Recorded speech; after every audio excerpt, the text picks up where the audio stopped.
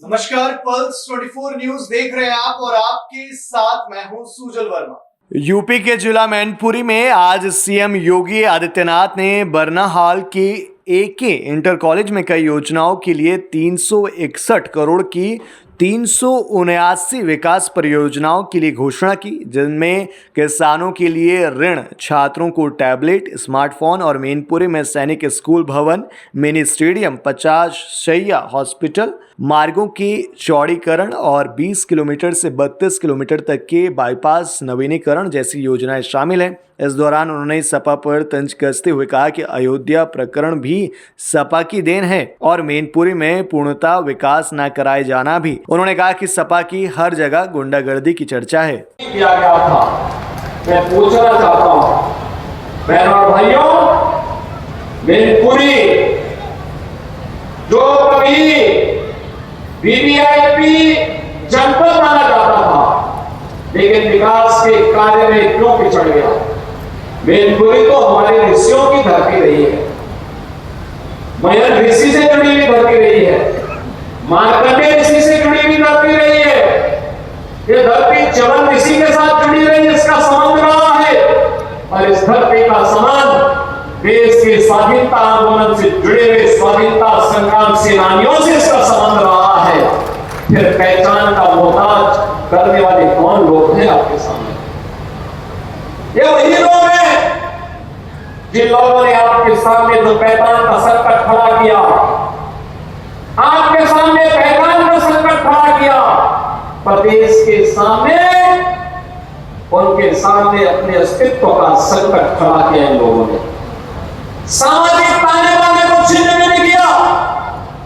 अराजकता और गुंडागर्दी इनके डीएनए का हिस्सा है और प्रदेश में इनका मॉडल देखना है तो मॉडल इनका विकास का नहीं है।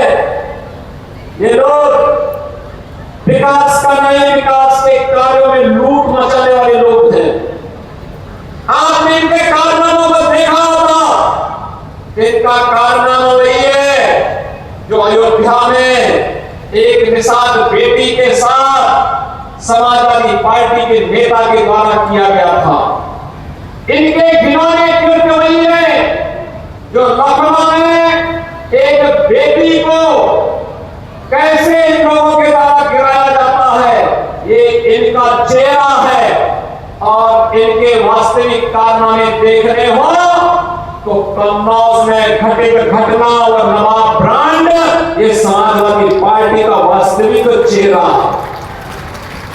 आज मैं आप सबसे यही कहने के लिए आया हूं कि बहनों और भाइयों, पहले सामाजिक ताने बाने को इन्होंने छिन्न भिन्न किया, प्रदेश को दंगों के आग में झोंका, विकास के लिए, गरीब कल्याण के लिए जो धनराशि राज्य की लगनी चाहिए थी उसमें लूट खसोट किया, नौजवानों को मिलने वाली नौकरी में डकैतियां डाली गई। आज आप देख रहे हो कि कल हम लोग 1000 नौजवानों को सरकारी नियुक्ति पत्र देने जा रहे हैं। अभी हाल ही में आपने देखा होगा 60,200 से अधिक नौजवानों को उत्तर प्रदेश पुलिस बल में नियुक्ति के लिए हम लोगों ने परीक्षा सफलतापूर्वक संपन्न की। मैं कहता हूं ये देश ही नहीं, दुनिया की किसी भी सिविल पुलिस की सबसे बड़ी भर्ती की सबसे बड़ी भर्ती, और कहीं कोई शिकायत नहीं, कोई भेदभाव नहीं, कोई भ्रष्टाचार नहीं। क्या यही काम 2017 के पहले भी होता था क्या? 2017 के पहले हर नौकरी बिकती थी, उसकी नीलामी होती थी, वसूली में चाचा और भतीजा समान के भागीदार होते थे, और बाद में जब ज्यादा वसूली होती थी तो चाचा को धकेल दिया जाता था, भतीजा अकेले ही बैग लेके भाग जाता था। यही दृश्य पूरे प्रदेश का हुआ करता था। विकास के नाम पर यही लूट खसोट मची हुई थी, यही लूट पूरे प्रदेश में मची हुई थी।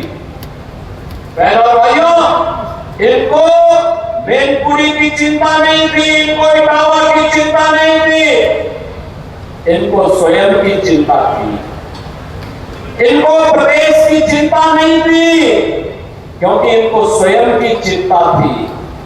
और इसीलिए जब उनको लगा कि अब उत्तर प्रदेश सुरक्षित नहीं रहा, इन लोगों ने तो अपने लिए दुनिया के अलग अलग देशों में द्वीप खरीद लिए होंगे, लेकिन बहनों और भाइयों, हमें और आपको तो इसी प्रदेश में रहना है, हमें और आपको इसी प्रदेश में रहना है।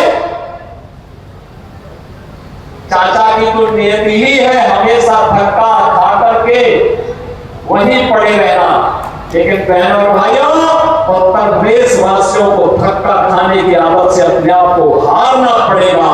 सम्मान के साथ राष्ट्रवादी मिशन का सिपाही बनकर के आगे बढ़ने की हमें आदत डालनी पड़ेगी। और इसी के लिए ये 450 करोड़ रुपए की विकास की परियोजनाओं की सौगात लेकर के आज मैं आपके पास इस मंच के साथ आया हूं।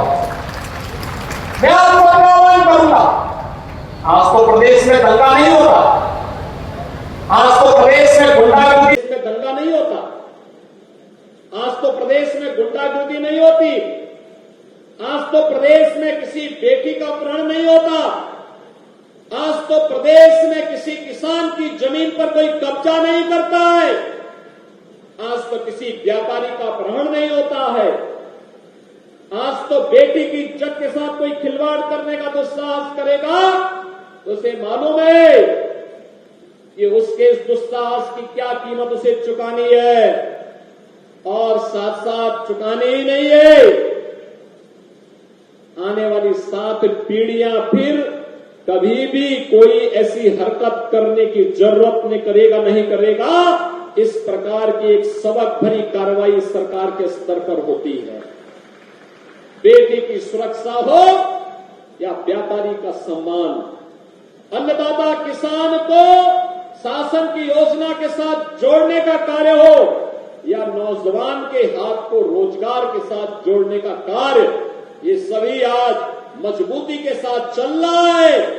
और इसीलिए तो जब 25 करोड़ उत्तर प्रदेश वासी बोलता है तो 25 करोड़ की आवाज एक साथ जब आगे बढ़ती है तो बहनों और भाइयों, ये 25 करोड़ की आवाज उत्तर प्रदेश को अब बीमारू राज्य नहीं बल्कि देश का एक विकसित राज्य के रूप में स्थापित करता है।